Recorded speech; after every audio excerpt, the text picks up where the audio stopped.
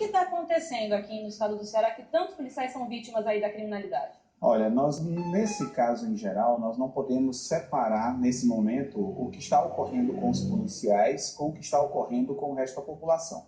Nós temos um aumento da criminalidade no nosso estado, nós temos o avanço do crime organizado em nosso estado, apesar de algumas autoridades ainda quererem negar esse fato, mas é uma coisa indiscutível hoje, o crime organizado se instalou no estado do Ceará e o que coloca o policial em situação de maior vulnerabilidade é que o policial, ele como um homem técnico, preparado e armado, ele acaba reagindo a uma tentativa de assalto e nem sempre ele será bem sucedido, né? Então nós temos aí alguns casos em que o policial foi bem sucedido, está vivo, alguns estão gravemente lesionados, alguns ficaram com sequelas graves, mas infelizmente só esse ano 7 dos nossos companheiros, nós estamos no mês de abril, praticamente 2 policiais a cada mês sendo vítima dessa violência cruel que está aterrorizando nosso estado. Mas é uma coincidência esses policiais, quando eles são vítimas desse tipo de criminalidade, eles estão fardados, o bandido busca o policial, como que é? É uma coincidência ou não? Não, nós tivemos aí, na maioria desses casos, realmente o assalto seguido de morte, né? Nós tivemos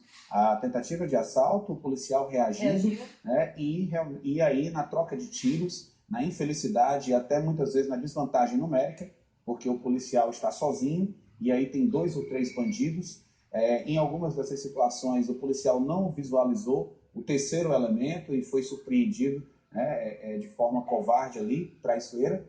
Mas nós tivemos aí, todos eles estavam de folga, alguns trabalhando na famosa viração, né, por conta da dificuldade salarial que ainda temos. O bico, conhecido como bico, né? É a suspeita desse último subtenente, lá em Pacajus, né? E aí, que é uma outra realidade desagradável, porque é um profissional que deveria ser muito bem remunerado para não precisar buscar esse tipo de... Inclusive é uma próxima pergunta, porque esses policiais geralmente eles buscam essa segunda possibilidade de trabalho, que é o famoso bico, né, que eles não utilizam a farda, trabalham de seguranças, enfim, justamente para poder aumentar um pouquinho a renda mensal, né? Exatamente. O que está acontecendo com a categoria aqui no estado do Ceará em relação à base salarial? Nós temos aí agora já a entrada do segundo ano do mandato do governador Camilo Santana, já estamos no mês de abril. O governador pediu mais 60 dias para anunciar a reposição salarial de todo servidor público, enquanto que o policial militar, o bombeiro militar, estão esperando desde janeiro do ano passado o que era promessa de igualar o salário do nosso agente de segurança pública, hoje militar, à média do Nordeste. Para você ter uma ideia, no ponto de vista dos oficiais da Polícia e do Bombeiro, nós temos um dos piores salários do país. Não fica muito atrás quando se fala das praças. Que gira em torno de... Então, você está falando em numérico? Financeiro. Em torno numérico, o salário do soldado hoje, menos de R$3.000. Né? E quando a categoria patente muda, a alteração salarial também é pequena, né? Muito pequena, porque criou-se uma falsa ilusão de que a lei de promoções ela implicaria num aumento salarial.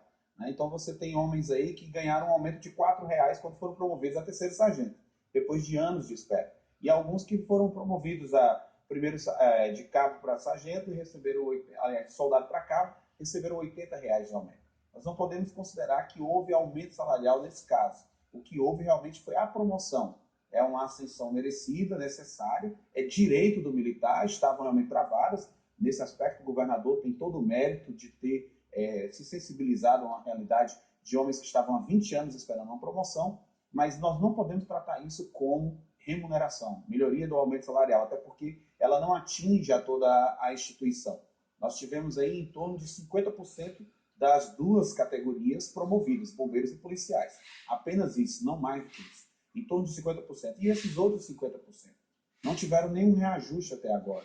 Isso coloca realmente o homem nessa necessidade de suprir as suas necessidades familiares, ele vai em busca de uma outra atividade. Uma grande parte, né, agora foi criado, foi aprovado ontem, um novo projeto de lei que vai dar condição a uma atividade extra dentro da própria polícia, né, a hora extra remunerada para o policial e para o bombeiro. Ainda não é o ideal, porque é o dia da sua folga. Nós temos uma das profissões mais estressantes, exaustivas, dentre todas as categorias. Esses homens eles acabam trabalhando 14, 16 horas na rua. Exatamente. E eu queria até saber se as corporações elas têm algum tipo de trabalho psicológico dentro da própria polícia para trabalhar melhor a cabeça desses homens aí que passam tanto estresse durante o dia? Olha, o serviço social do bombeiro, por exemplo, do Corpo de Bombeiro do Estado do Ceará, não existe. O da Polícia Militar do Estado do Ceará funciona hoje com uma psicóloga tentando dar conta de um efetivo que é de mais de 16 mil homens. Né? Nós temos a realidade hoje, pesquisas que mostram o policial militar, o bombeiro militar, o agente da segurança pública, ele chega a ter a possibilidade de cometer suicídio 6 vezes mais do que o cidadão comum. Né? E nós precisamos realmente ter uma atenção com isso. São pessoas que muitas vezes se envolvem com problemas de drogas mesmo, Alcoolismo, por conta da alcoolismo e até mesmo outras drogas ilícitas, por conta da realidade em que vive esse homem. Quando você pensa que esse camarada, no dia da sua folga, que ele deveria estar na sua família, com a sua família, com seus filhos, ele vai pensar em ter uma outra atividade para poder pagar suas contas, é claro que chega um momento que esse homem não vai aguentar. Fora toda a pressão institucional, por conta do militarismo, e essa pressão hoje de você não saber se você vai voltar, né, com a sua vida para a sua família, diante de uma violência que está realmente assustando a todo mundo. E assusta também ao profissional que está na ponta. Reginaldo, para finalizar, eu queria fazer uma pergunta um pouco delicada, até recordando um pouquinho o que aconteceu em Messejana, com aquela chacina horrível. E há bastidor que existisse, eu queria até conversar com você, um grupo de justiceiros, policiais justiceiros aqui no estado do Ceará. Isso confirma? Está sendo investigado? O que está sendo investigado pontualmente é o fato de Messejana. Isso precisa ser apresentado pelo Estado. Eu, como representante da categoria, hoje, estou aguardando o Estado se posicionar, a controladoria se posicionar e apresentar os nomes, já que há suspeitas. Então, isso compete à Polícia Civil, à Polícia Militar, com os órgãos competentes e a CGD, apresentar realmente para a sociedade o que houve, que é a grande pergunta que ainda se espera, uma resposta. Com relação a ter um grupo de extermínio, se nós tivéssemos realmente um grupo de extermínio, aquele tipo de episódio estava se repetindo de forma muito mais ostensiva. O que nós temos hoje, houve uma redução de homicídios no estado do Ceará, do ano passado para cá, e eu faço uma outra pergunta. Quem foi que deixou de morrer? Foi o cidadão comum ou foi realmente o bandido? Porque os índices de violência aumentam, o de homicídio cai, causa uma falsa impressão de que nós estamos avançando na política com relação ao combate à violência, mas só reduziu o número de homicídios.